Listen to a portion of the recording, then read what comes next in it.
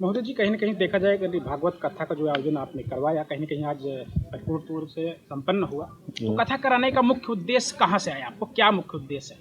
देखिए, कथा कराने का मुख्य उद्देश्य है, जब हमारे इंजीनियर साहब पढ़ रहे थे तो माताजी ने ये माताजी की पूजा माताजी हमारी करती थी, माँ दुर्गा की।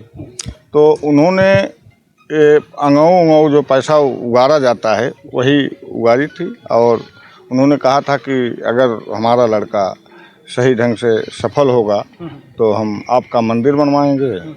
और वही मंदिर बना है, माताजी की कृपा दृष्टि बनी है, और तब से 19वां वर्ष है इस साल, और हमारा ये कार्यक्रम बराबर चल रहा है। और इसमें हमारे गांव और बगल के लोगों का सबका बहुत बड़ा आशीर्वाद और प्रेम रहता है। तो कहीं न कहीं कथा अगर देखा जाए, सभी श्रद्धालु लोग बढ़ चढ़ कर हिस्सा लिए, तो कथा श्रद्धालुओं के लिए क्या कुछ दिशा निर्देश है? क्या कुछ सीख मिली उनसे? कुछ क्या रहा? श्रद्धालु जो कथा सुन रहे हैं जी। तो कथा से तो सीख मिलती ही है। अगर कथा में एक चौपाई किसी को याद हो जाए फिर भी जीवन के लिए बहुत बड़ी बात होती है। मान लीजिए पूरी कथा तो कोई नहीं ग्रहण कर पाएगा, न कोई समझ मतलब याद कर पाएगा, लेकिन पूरी कथा में अगर एक चौपाई आदमी अगर अध्ययन कर ले तो जीवन के लिए वो बहुत बड़ी चीज़ होती है। तो ऐसे अगर हर वर्ष कथा हो रही है तो एक चौपाई अगर आदमी वो अध्ययन करेगा फिर भी जीवन के लिए बहुत बड़ी वो होगी, उपलब्धि होगी। बात आती है जैसे कथा और सत्संग। जी, सत्संग से अगर कहीं कहीं कुछ प्रेरणा जैसे जिस तरह से होता है, तो इस आयोजक से जैसे क्या कुछ प्रेरणादायक आपके परिवार में, आपको कुछ सभा में क्या कुछ रहा? देखिए, परिवार में हमारे तो सभी लोगों का भाव और विचार माताजी के चरणों में समर्पित है, और उन्हीं की कृपा से सब कुछ हो रहा है।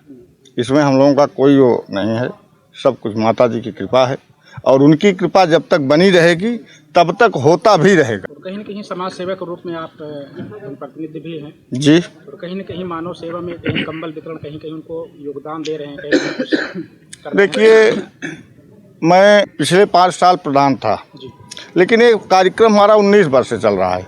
कंबल वितरण से लेकर के पूजा सब, तो ये सब 19 वर्ष से चल रहा है। क्या क्या समाज में देखते हुए कि गरीबों की हम कुछ न कुछ मदद करें, उनको कुछ न कुछ ऐसे हम पूछा। देखिए, समाज गरीब, अभी बहुत गरीब भी हैं, समाज में बहुत गरीब हैं, सारे एक जैसे नहीं हैं। तो भाई उनका तो हर दुख दर्द आदमी वो नहीं कर सकता है, लेकिन फिर भी कोशिश यही किया जाता है कि जो कुछ हो सके माता जी की कृपा से जो कुछ हो सके गरीबों के लिए कुछ न कुछ कर दिया जाए, और यही कर दिया जाता है। और साल भर में एक बार माता जी की कृपा से यही कंबल उम्बल वितरण कर दिया जाता है। वैसे भी हम गांव में, और गांव में ही नहीं, अगल बगल का कोई भी आए तो जैसे किसी की शादी हुई और किसी को तगड़ी बीमारी हो गई है तो जो माता जी की कृपा होती है वो भी, उसमें भी हम लोग मदद करते रहते हैं। और इसमें सबसे बड़ी बात तो हमारी नहीं है, हमारे छोटे भाई इंजीनियर साहब की है, और उन्हीं के वजह से, उन्हीं के दिए हुए पैसे से तो मैं भी कुछ करता हूँ। हमारे पास मैं कहाँ कमाता हूँ। बात आती है जैसे कई लगातार वर्षों से आपका कार्यक्रम होता जा रहा है, पिछले वर्ष के उपरांत इस वर्ष क्या कुछ नया रहा इस कथा में? नया कथा तो हमेशा नई ही होती है। जी। गुरुजी जो भी सुनाते हैं हमेशा नया ही कुछ सुनाते हैं, और कुछ न कुछ हर बार सीखने को मिलता है। इसीलिए अब गुरुजी की कृपा बनी है तो कुछ न कुछ तो हम लोगों को दे के ही जाएंगे, लेके तो जाएंगे नहीं, हमको कुछ दे के ही जाएंगे। बहुत अच्छी बात है, आज आपका कथा का समापन हुआ। जी, आने वाले समय में क्या कुछ रहेगा वो हमारे दर्शक देख रहे हैं, थोड़ा बता दीजिए। आने वाले समय में कैसा कुछ रहेगा इस वर्ष के उपरांत? क्या अगले बार जैसी माता जी की कृपा होगी। अभी से मैं क्या कहूँ, अभी साल भर की समय है, अब उसमें क्या होगा क्या नहीं होगा, उनकी कृपा रहे तो बहुत कुछ हो सकता है। अगर उनकी कृपा नहीं हो तो आदमी कुछ भी नहीं कर सकता है, पत्ता भी नहीं हिल सकता। सर, हमारे दर्शक देख रहे हैं कि आपका मतलब कथावाचक जिस तरह से श्रद्धालु जोम उठते हैं, क्या कुछ रहा श्रेय, क्या कुछ कहना चाहेंगे हमारे दर्शकों के लिए? पहले तो आप समस्त मीडिया क्रम बंधुओं को बहुत बहुत स्वागत है इस राम कथा ज्ञान यज्ञ में। आप लोगों ने इस कीमती समय निकाल करके इस कार्यक्रम में उपस्थित हुए। यह कार्यक्रम हमारे आदरणीय बाबू ब्रह्मदेव सिंह जी अनवरत 19 वर्षों से कार्यक्रम चल रहा है इनके दरवाजे पे। भारत के विशिष्टतम विद्वान इनके दरवाजे पे आए और लोगों में, समाज में तमाम किस्म की जो बुराइयां व्याप्त हैं उसको कहीं न कहीं तमाम अच्छे अच्छे विद्वानों को बुला करके राम के चरित्र से, मर्यादा पुरुषोत्तम प्रभु श्री राम के किरदार से लोगों को सिखाने के लिए, लोगों को सीखने के लिए अच्छे अच्छे विद्वानों को बुला करके अपने निज निवास पर, इस समय पर्व बहुत बड़ा चल रहा है, माघ मेले के साथ साथ गुप्त नवरात्रि का भी है। तो गुप्त नवरात्रि में हर साल इनके निज निवास पे उड़री ग्राम सभा में कादीपुर में, तो यह बहुत दिव्य कार्यक्रम 9 दिनों तक नित्य निरंतर चलता है। तमाम अच्छे अच्छे विद्वान यहाँ आते हैं अपने वाणी से, राम कथा के माध्यम से। हम भी काशी से आए और विगत 5 वर्षों से लगभग हम आ रहे हैं आपके दरवाजे पे, और तमाम श्रोताओं का, आसपास के तमाम अच्छे अच्छे गाँवों से तमाम अच्छे प्रबुद्ध श्रोताओं का यहाँ आगमन होता है। अच्छी अच्छी लोगों का बातें रहती हैं, सीखते भी लोग अच्छा है, बढ़िया बढ़िया बातें रहते हैं। और कथा से जैसे कथा में बच्चों और नवयुवकों का जी प्रतिभा कितना % होना चाहिए, कहीं कहीं कुछ अलग दिशा निर्देश हो? प्रतिभा देखिए, राम का जो चरित्र है, कथा जो सकल लोक हितकारी, सोई पूछन चह शैल कुमारी। पार्वती ने शंकर जी से कहा कि बाबा कथा तो बहुत सारी है, लेकिन ऐसा कोई कथा सुनाइए जिससे कि लोक कल्याण हो, जिसे जो भी सुने इसको अपने जीवन में उतारे, उसका भी कल्याण हो, हमारा भी कल्याण हो जाए। तो जो राम का चरित्र है, इसमें ये नहीं है कि बच्चा सीखे, बूढ़ा सीखे, कोई भी राम के चरित्र से अपने जीवन में परिवर्तन ला सकता है। उसकी जीवन की, या एक लाइन में आप समझिए तो मनुष्य के, हमारे आपके मनुष्य के जीवन की ऐसी कोई समस्या नहीं है जिसका समाधान श्री रामचरितमानस में बाबा पूज्यपाद गोस्वामी श्री तुलसीदास जी महाराज ने जिसका निराकरण न किया हो। तो राम के चरित्र से बहुत कुछ सीखा जा सकता है। समाज में तमाम किस्म की बुराइयां फैली हुई हैं। राजनीतिक दृष्टिकोण से देखेंगे तो रामचरितमानस जैसा ग्रंथ तमाम राजनीतिक बिंदुओं के लिए सीखा जा सकता है। बड़ों का सम्मान, छोटों का सम्मान कैसे करना है, उन सबों के लिए राम का चरित्र है। और यह राम कथा यह सबको संदेश दे रही है। आपके चैनल के माध्यम से जितने लोग सुन रहे हैं, सबसे अनुरोध करूंगा कि रामचरितमानस को पढ़ें, राम के किरदार से कुछ न कुछ सीखे जीवन में। महाकुंभ की तरफ ले चलते हैं, हाँ। माघ मेले की तरफ ले चलते हैं। जिस तरह से गुरु जी का कुछ न कुछ विवाद चला, किस न किस सोशल मीडिया पर वायरल हुआ। जी बिल्कुल जी, वो तो मान लीजिए एक प्रकार से शंकराचार्य, जो हमारे चारों शंकराचार्य हैं, शंकराचार्य के विषय में कहना तो हमारी यह औकात हैसियत कुछ है नहीं कि हम उन पर कुछ कहें अपनी राय। लेकिन कहीं ना कहीं जो मानवता, बस अगर मानवता के दृष्टिकोण से देखें तो बहुत बड़ा आयोजन होता है कुंभ के रूप में, महाकुंभ के रूप में, और हर साल माघ मेले के रूप में प्रयाग में। तो उसमें सबको मदद करना चाहिए, प्रशासन का साथ देना चाहिए। और वैसे भी सारी दुनिया जान रही है कि सनातन का डंका योगी जी की सरकार, मोदी जी की सरकार में पूरे विश्व पटल पे गूंजा हुआ है। सनातन का झंडा लहरा रहा है और ये लहराएगा भी।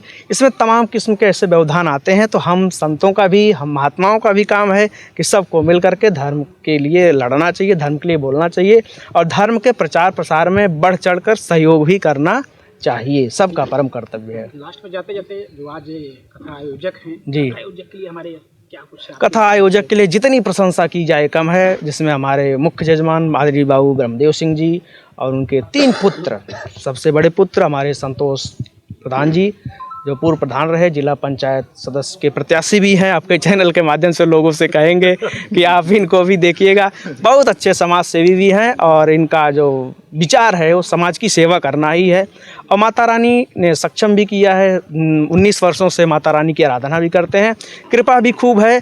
और भाई भाई में, जैसे आपने कथा के माध्यम से सुना भरत चरित, और इनका भरपूर सहयोग हमारे इनके छोटे भ्राता इंजीनियर विनोद सिंह जी, जो बहुत बड़े मतलब व्यवसायी भी हैं, इंजीनियर भी हैं। तमाम अच्छे उनकी बातें हैं, बहुत अच्छे उनसे हम लोग भी सीखते हैं कुछ ना कुछ। जो आदमी सफल होता है उससे हर आदमी कुछ ना कुछ सीखता है, तो हम लोग भी उनसे कुछ ना कुछ सीखते हैं। और इन भाइयों के बीच में जो प्रेम है वो यह दर्शाता है कि कथा भी होती है और कथा को ये लोग सीखते भी हैं और समाज में उसका देते भी हैं कि भाई आप समाज में ऐसे रहिए, ऐसे करिए। देखिए अभी आप कंबल वितरण विगत 19 वर्षों से चला आ रहा है, कंबल वितरण हो रहा है। 5 दिन हम हैं, लगभग 3 दिन तो ऐसा हुआ कि अच्छे लोग, परेशान लोग आए और आपके पास आए तो कहे हमारे सामने मदद हुआ है। तो ये भी है कि साहब आप मदद भी कर रहे हैं गरीबों का, जैसे सक्षम है, जैसे माता रानी इनको दिया है। सोच मतलब मेरे कहने का है कि समाज में सभी लोगों को हमको मदद करना चाहिए, करें, मदद होनी चाहिए, अच्छा काम। जिस तरह से अगर देखा जाए, जो आपके कथा का आयोजन आपने किया, तो ये प्रेरणा और श्रेय किसको जाता है कथा विचार? अच्छा देखिए, हम पता है कि काफ़ी दिनों से जो यहाँ पे आते हैं सारे विद्वान लोग, वो ये बोलते हैं कि ब्रह्मदेव जी, इंजीनियर साहब, लेकिन आप रामायण या कोई भी ग्रंथ उठा के देखिए, जब तक उसकी कृपा नहीं होगी तब तक आपके दिमाग में कुछ आएगा नहीं कराने। क्योंकि मेरे ख्याल से पूरे कादीपुर तहसील में हमसे कम से कम 10 गुना ज़्यादा पैसे वाले लोग हैं, उनके ऊपर प्रभु की कृपा नहीं हो रही है, उनके दिमाग में नहीं आ रहा कराने की बात। अब हमारे ऊपर माता जी की ऐसी कृपा है, वो सोच आती है नहीं हमें कराना चाहिए, अब हो जाता तो मैं तो श्रेय पूरा दूंगा भगवान श्री राम और माता जी को कि उन्होंने हमारे दिमाग में ऐसा डाला कि भाई पैसे का सदुपयोग करो, तो सारा श्रेय मैं तो ऊपर वाले को दूंगा कि दिमाग में आता। सर बड़ी बात की आपने कि इस तरह से बड़े पैसे वाले, तो क्या लगता है कि पैसे से ही कथा नहीं आयोजक हो सकता है या कुछ कृपा होती है? कृपा होती है। देखिए, पैसा हर आदमी ना पैसा कमाता अपनी इच्छाओं की पूर्ति के लिए। कुछ लोगों को खुशी मिलती है बड़ी गाड़ी खरीद के, कुछ लोगों को खुशी मिलती है बड़ा बंगला बनवा के, कुछ लोगों को खुशी मिलती है दूसरे की ज़मीन ले हथिया जब हो गए तेज है, और कुछ लोगों को भाई खुशी मिलती है धर्म कर्म काम से। तो हमारे ऊपर चूँकि भगवान की कृपा ऐसा है कि उन वहीं से प्रेरणा मिलती है कि चलो धन का कोई अंत नहीं है। अंबानी अडानी वो भी आज मर रहे हैं पैसे के लिए, तो हम तो कहीं किसी की बात नहीं है। जो भी पैसा ऊपर वाले ने दिया है, 4 पैसा अपने परिवार पे खर्चा की दिए और 4 अगर आता है समाज और उसकी सेवा के लिए तो करिए, आप उससे गरीब नहीं हो जाएंगे। तो वही ऊपर वाले की प्रेरणा। अगर जिसको ना धन संचय की वाली बात होती है ना, धन बहुत लोग कमाते हैं, संचय जब लक्ष्मी जी जिनके यहाँ ज़्यादा दिन रखना होता है ना, उनके दिमाग में बुद्धि में ये भरती हैं कि सदुपयोग करो, तो जो है कहते हैं ना कि दान करने से धन जो है वो एकदम पुण्य हो जाता है, साफ हो जाता है। तो वही बस प्रेरणा है ऊपर वाले की, उसी की वजह से चल रहा है। हम तो अब केवल हम लोग वो है एक समझ लो उनकी कठपुतली है, हम जो भी करते हैं वही कराता है, तो बस उन्हीं की कृपा से चल रहा है सब। अगली वर्ष इस वर्ष के उपरांत क्या कुछ नया रहेगा? देखिए, हम तो ऐसे देखते हैं, जब हमने एकदम सही एकदम बताएं आपको, जब हमने 19 साल पहले शुरू किया तब हमारी तनख्वाह रही होगी शायद 25,000 30,000, तब 5 कंबल 10 कंबल 20 कंबल बांटते थे। फिर हो गई 1 लाख 2 लाख रुपये में चली आई, तो फिर हमने भी जो है कंबल की संख्या बढ़ा दी, फिर और तनख्वाह बढ़ी, हमने और भी संख्या बढ़ाई, फिर और बढ़ा, फिर हमने और काम करना शुरू किया, जैसे शादी विवाह में मदद हो गई, किसी की बीमारी में मदद। अब अगले साल माता जी ने इसी रफ्तार से अगर बढ़ाए रहेंगे तो हम भी कंबल की रफ्तार भी बढ़ाए रहेंगे और हेल्प की भी रफ्तार बढ़ाए रहेंगे। ऊपर वाले की बात है। क्या कुछ संदेश गया जनमानस में, क्या कुछ कहेंगे? एक कथा जो हुआ है, धर्म का काम आगे बढ़े, सनातन का डंका बजे, पूरे विश्व में झंडा लहराए, हमेशा हिंदू धर्म और यह सब भाईचारा की तरह एकता रहे। जैसे महाराज जी बता रहे थे राम और भरत की जोड़ी बनी रहे, उसी तरह सभी क्षेत्र में सभी भाइयों की जोड़ी बनी रहे। यही बजरंगबली से मेरी निवेदन है, यही मेरी कामना है।